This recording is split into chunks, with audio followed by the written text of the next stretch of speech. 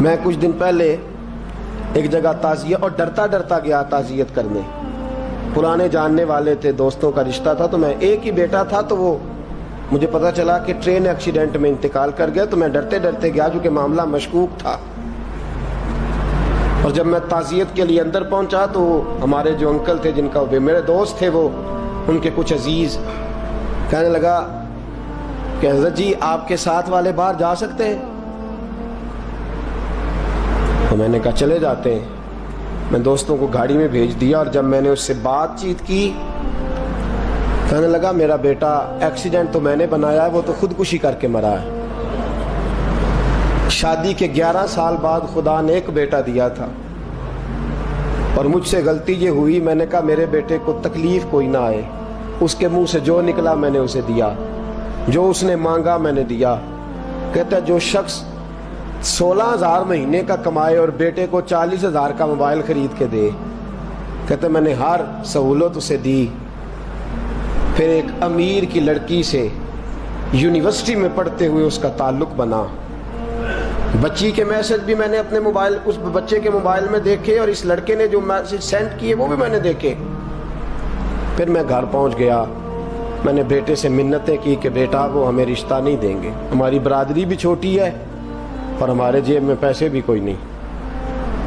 پھر میں ان کے گھر گیا, بیٹا نہ مانا, اور میں نے اس شخص کو بلا کے کہا تیری بیٹی کے میسیج ہیں, خدا را خیال کر, اور تیرے تو 7 بچے ہیں, میری گود میں تو ایک ہی پھول کھلا ہے, میں کدھر جاؤں, خیال کر.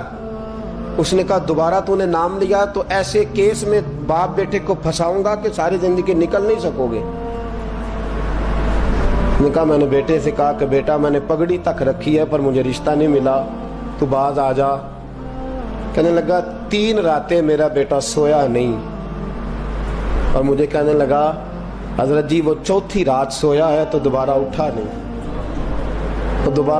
مجھے کہنے لگا مجھے اجازت دو کہ میں اس بیٹی کو بھی قتل کر دوں اور اس کا باپ بھی قتل کر دوں, میرا تو گھر اجڑ گیا نا. وہ کہنے لگا میں کبھی کبھی دوستوں کے پاس جا کے رات گزار لیتا ہوں اور میں اپنے دل کو سکون دے لیتا ہوں, لیکن اس کی ماں اس کے جوتے سینے سے لگائے پھرتی ہے, اس کی اماں اس کے پرانے کپڑے لے کے سینے سے لگائے پھرتی ہے. کہنے لگا حضرت جی کوئی کوشش کرو, کوئی دعا کرو کہ اللہ مہربانیاں کرے. میں کہہ تو نہیں سکا ان سے, لیکن میرے دل میں خیال آیا کہ کس نے کہا تھا کہ بچہ یونیورسٹی میں کو ایجوکیشن میں داخل کراؤ, کس نے کہا تھا کہ اس کے ہاتھ میں آگ کا انگارہ دو. میرے دوست, آپ تیز آنچ تیز آگ جلا کے اس کے قریب مکھن رکھو, اور پھر مکھن سے کہو کہ ڈلنا نہ,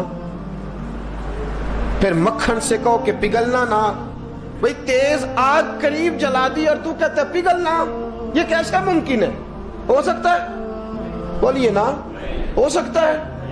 لڑکا اور لڑکی کٹھے کالج میں پڑھیں, ایک کمرے میں رہیں, ایک چھت کے نیچے رہیں, ایک دوسرے کو دیکھیں, نام جانیں, فون نمبر پاس ہو, اور پھر کہنا کہ تم عشق کا چکر نہ لڑانا, کیسے ممکن ہے؟ اور بڑے سیانے بندے کہتے ہیں حضرت صاحب اعتماد ہونا چاہیے اولاد پہ. میرے نبی پاک کو اپنی بیویوں پہ اعتماد نہیں؟ عبداللہ ابن مکتوم نابینے سے ابھی آئے ہیں تو حضور نے فرمایا پردہ کر لو. حضور کو اعتماد نہیں؟ مصطفیٰ سے پاک گھر کسی کا ہو سکتا ہے؟ فرمایا پردہ کر لو, نقاب ڈالو. سونے وہ تو نابینا ہے, فرمایا تمہیں تو نظر آتا ہے نا, ڈالو نقاب. یہ اعتماد ہونا چاہیے. یہ کیسا اعتماد ہے کہ تو تیز آگ جلائے اور مکھن قریب رکھ کے اعتماد کر, یہ کیسا اعتماد ہے؟ ایک حدیث سنانے لگا ہوں, زندگی بھر بھولنا نہ, دل کی تختی پہ لکھنا یہ روایت. توجہ ہے آپ کی؟ جاگ رہے ہیں؟ باہر والوں کو میری بات کی سمجھ آ رہی ہے؟ حدیث سنانے لگا ہوں, ابن حجر اسقلانی حدیث لائے ہیں. رسول پاک صلی اللہ علیہ وسلم نے فرمایا جہاں مرد اور عورت اکیلے ہوں وہاں تیسرا شیطان ہوتا ہے. یہ تو پہلے بھی سنے ہوں گے نا اتنے لفظ.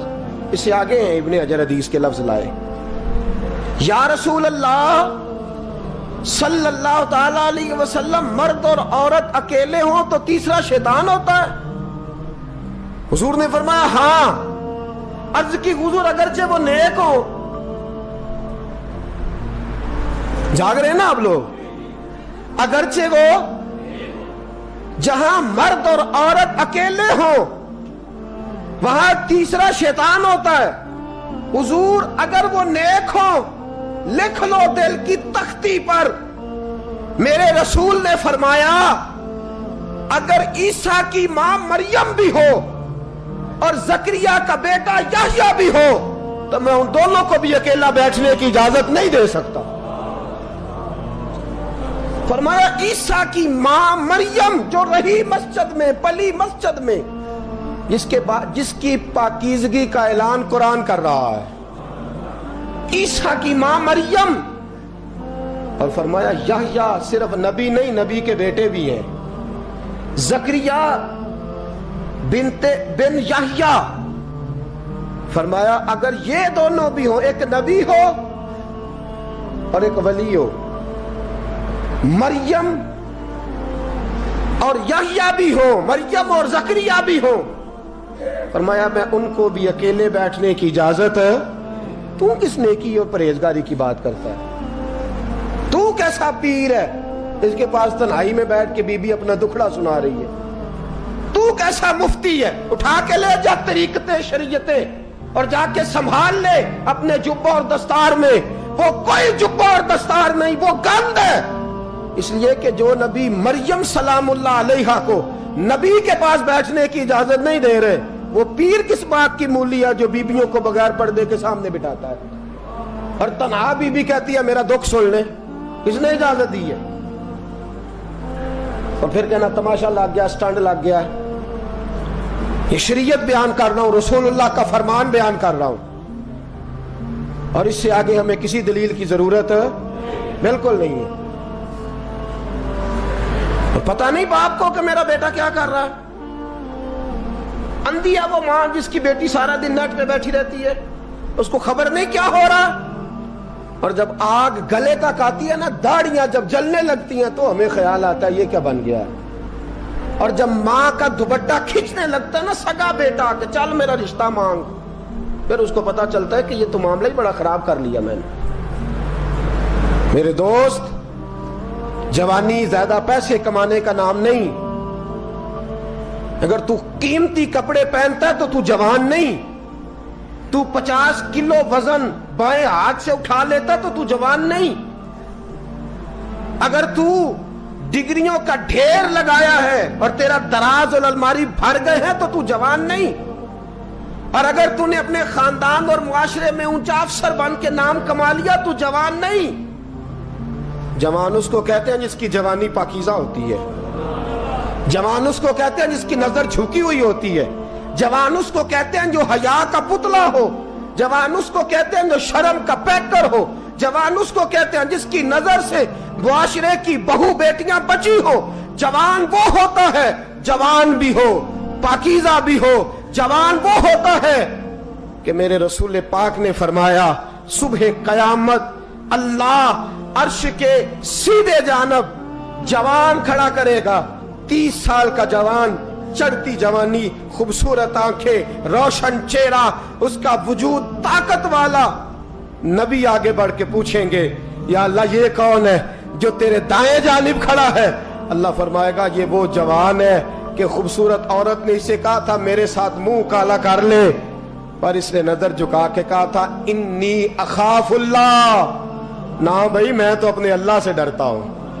فرمایا یہ پاک جوانی والا ہے، یہ حاجی نہیں، نمازی نہیں، یہ ولی نہیں، یہ صوفی نہیں، یہ وہ نہیں جو غوث زماں ہو، قطب دورہ ہو، پیر طریقت نہیں، مفتی وقت نہیں. یہ خالی جوان ہے پر پاک جوانی لے کے آیا ہے.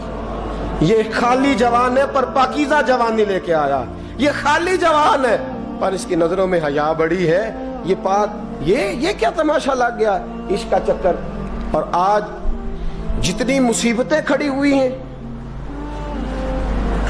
اس عشق مجازی کے روگ نے کھڑی کر دی ہیں. ہر جوان. ہمارا ایک بچہ تھوڑے دن پہلے اس علاقے کا محمد طیب نام کا شہید ہو گیا. وہ ایک کونے میں رہنے والا, ایک محلے میں ایک چھوٹے سے کونے میں رہنے والا بچہ تھا نا. میرے ساتھ دوست موجود ہیں. صبح سے لے کر ساری رات میں افسوس کرتا رہا میں جنازے میں کیوں نہیں گیا, میں جنازے میں کیوں نہیں گیا.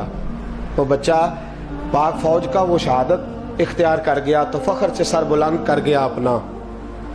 لیکن جو بی بی کے لیے ساری رات روتے رہتے ہیں وہ شہید ہو سکیں گے؟ جو ساری رات ٹھنڈ میں کھڑے ہو کے عورت کے ساتھ گفتگو کرتے رہتے ہیں اور جو سارا دن دل میں گند رکھتے ہیں بی بی کے لیے, ان کے ہاتھ میں تلوار آئے گی؟ یہ بہو بیٹیوں کی عزتیں بچا سکیں گے؟